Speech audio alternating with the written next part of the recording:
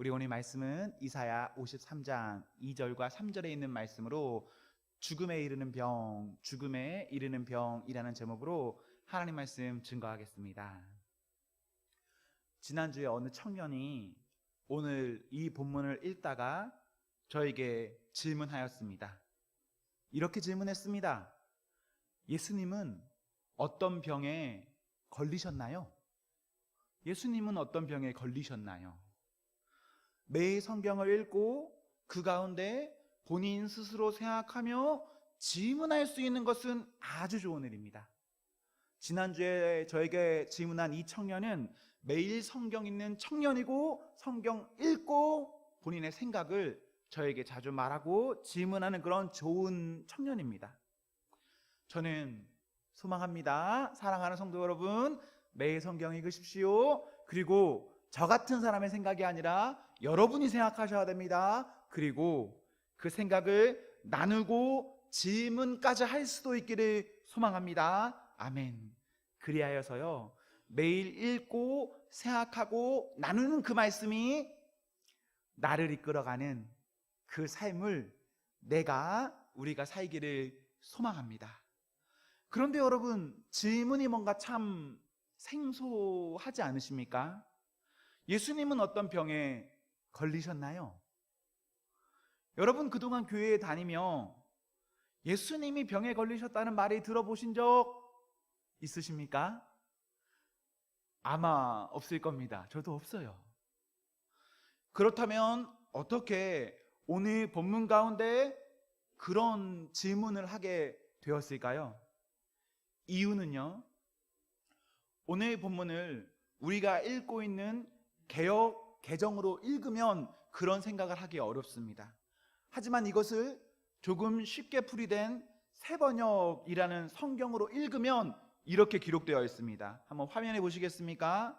그는 사람들에게 멸시를 받고 버림을 받고 고통을 많이 겪었다. 그는 언제나 병을 앓고 있었다. 사람들이 그에게서 얼굴을 돌렸고 그가 멸시를 받으니 우리도 덩달아 그를 귀하게 여기지 않았다. 보이십니까? 보이세요? 그는 언제나 병을 앓고 있었다. 청년이요, 이 구절을 보며 그런 생각을 가진 겁니다. 성경에 이렇게 번역되어 있으니 예수님은 어떤 병에 걸리셨나요? 라는 생각을 충분히 해볼만 합니다. 쉽게 풀이된 성경에는 병을 앓고 있었다라고 되어 있는데 오늘 우리가 보는 성경에는 어떻습니까? 그런 내용이 있습니까? 없습니까? 3절을 자세히 보세요. 중반절에 보십시오. 질고. 이 말이 병에 시달리다, 병을 앓다라는 말입니다. 그러면 그 앞에 있는 간고라는 말도 있죠. 간고는요, 가난, 고생, 힘듦, 어려움 등을 가진 의미의 말입니다. 우리가 보는 성경은 한자어에 기반을 두고 있습니다. 그러다 보니 과거에는 통용되었더라도 현재 우리에게는 통용되지 않는, 익숙하지 않은 면이 있습니다. 그렇기에 어느 부분에 있어서는요, 그냥 넘어가는 부분이 꽤나 있습니다. 오늘 본문도 그런 부분 가운데 하나입니다. 예수님 어떤 병을 앓고 계셨습니까? 예수님 어떤 병에 걸리셨을까요? 예수님의 병은요, 심각한 병입니다. 어느 정도 수준의 병인가? 오늘 강론 제목처럼 죽음에 이르는 병에 예수님 앓고 있었습니다. 확실히 우리 예수님은 죽음에 이르는 병, 그 병을 가지고 계셨습니다. 무슨 병이기에 죽음에 이르는 병인가? 이어지는 4절에 보시면 4절 전반절에 여기도 3절과 같은 기록이 있습니다. 어떤 기록입니까? 질고. 그런데 여기서 말하는 질고를 보시면 누구의 질고입니까? 예수님의 질고? 아닙니다. 누구의 질고인가? 우리 사람의 질고입니다. 사람의 질고, 우리에게는 질고가 있습니다.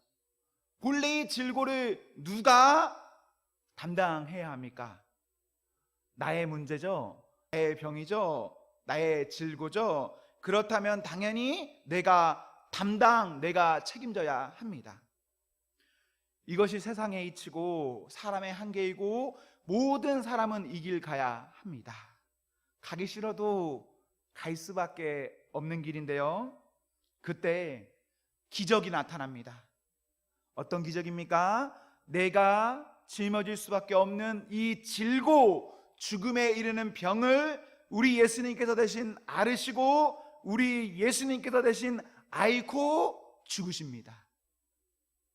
도대체 우리에게는 어떤 병이 있습니까? 무슨 병이길래 예수님이 대신 하셨다고 하고 또 우리 예수님이 죽기까지 하십니까? 5절에 보십시오. 죄악의 병. 우리는 죄의 병을 앓고 있습니다. 우리 사람은 선천적으로 또한 후천적으로 죄라는 병을 가지고 있습니다. 그 죽음에 이르는 병을 우리 예수님께서 대신해서 5절에 보십시오. 찔리셨습니다. 상하셨습니다. 징계받으셨습니다. 채찍에 맞으셨습니다. 6절에 보시면 담당하셨습니다. 우리 예수님 이렇게 우리의 죽음에 이르는 병의 문제를 우리 대신해서 앓으시고 죽기까지 하시는데 우리는 어떻습니까? 6절에 보시면요, 마음대로 살고 마음대로 제 갈 길 갑니다. 4절에 보시면 죽음에 이르는 병이 나 때문이 아니라 예수님 때문에 라고 생각해요. 우리 예수님 당하신 그 길 내 문제 아니다. 예수님 때문에 예수님이 그 길 그냥 가신 것이다 라고 생각합니다. 내 대신 예수님 앓으시고 내 대신 예수님 책임지셨는데 우리가 가진 생각은 나 때문은 아니죠. 이렇습니다. 2절에 보시면 우리 예수님 이 땅에서 어떻게 사셨는지 알 수 있습니다. 2절 후반절에 보시면 어떤 흠모할 만한 아름다움이 없으십니다. 왜 예수님 그렇게 사셨습니까? 나 때문에. 나의 질고를 우리 예수님 지고 사셔야 했기에 그렇게 사시는 겁니다. 사랑하는 성도 여러분, 사랑하는 사람 때문에요. 여러분이 여러분으로 못 사는 경우가 있으시죠?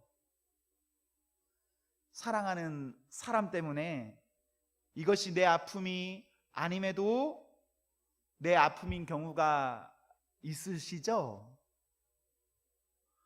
사랑하는 사람 때문에 겪지 않아도 될 일 겪는 경우가 있으시죠?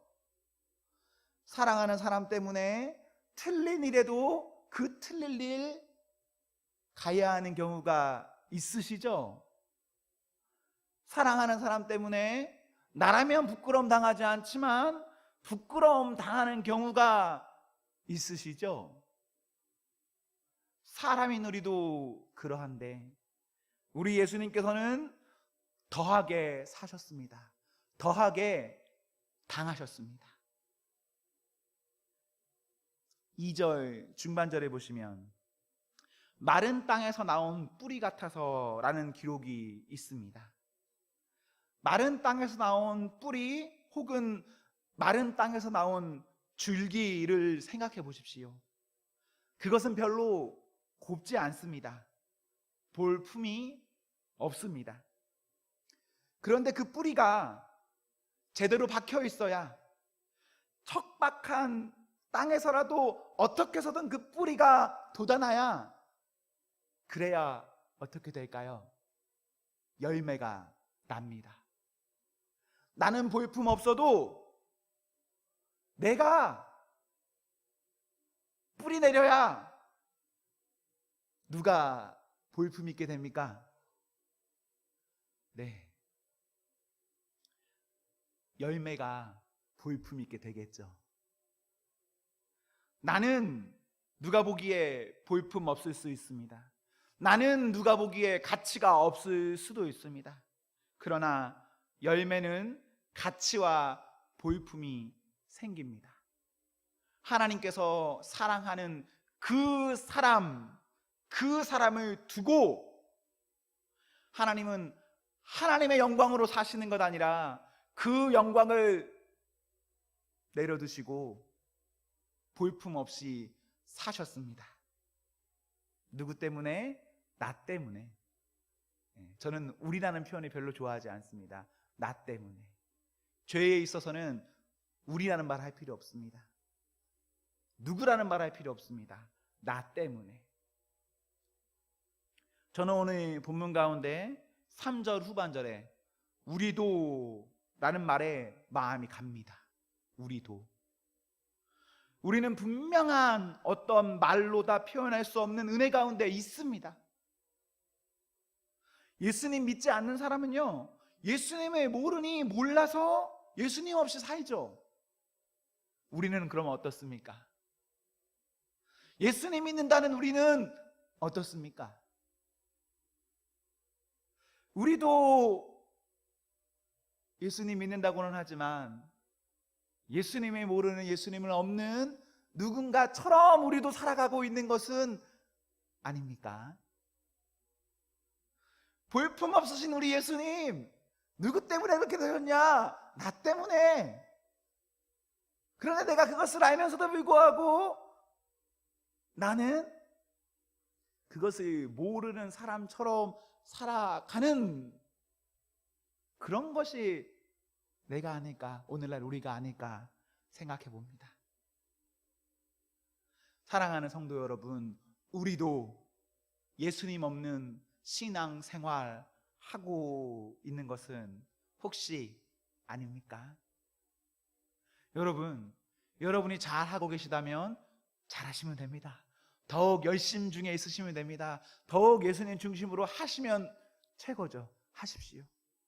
그러나 만약 우리가 돌이켜야 할 무엇인가가 있다면 우리 돌이킬 수 있어야 합니다. 죽음에 이르는 병, 우리 예수님께서 그 죽음에 이르는 그 큰 병을 가지고 사셨습니다. 나 하나 살리자고. 그렇다면 그 귀한 누군가의 그 대가 치름으로 인해서 오늘날 내가 살게 되었는데, 오늘날 그 은혜로 사는 내가 어떻게 살아가야 하겠습니까? 어떻게? 나의 죽음에 이르는 병에서 자유함을 입었는데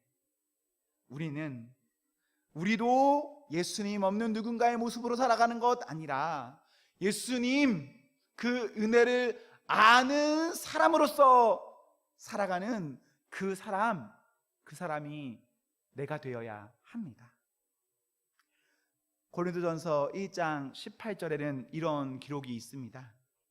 십자가의 도가 멸망당하는 자들에게는 미련한 것이요, 구원을 받는 우리에게는 어떻습니까? 하나님의 능력이라.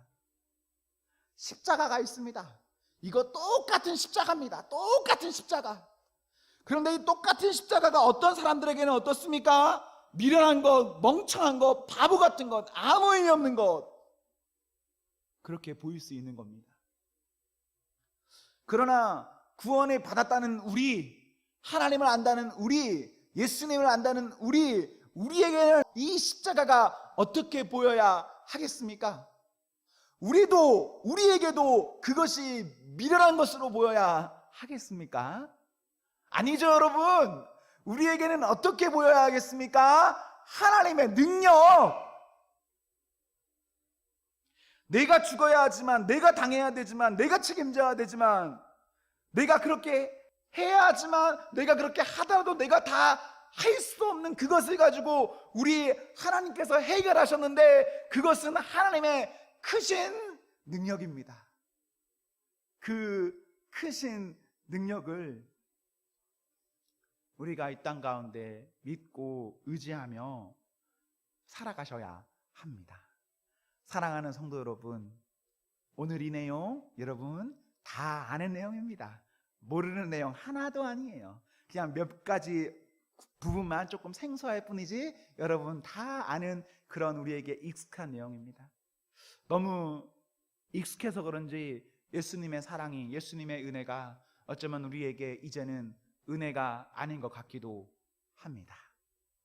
그러나 소망합니다. 예수님의 은혜는 한이 없습니다. 예수님의 은혜는 무한합니다. 예수님의 은혜는 영원합니다. 그 은혜 때문에 살아가는 성도 되십시오. 그런 은혜가 우리 모두에게 있기를 기원합니다. 아멘.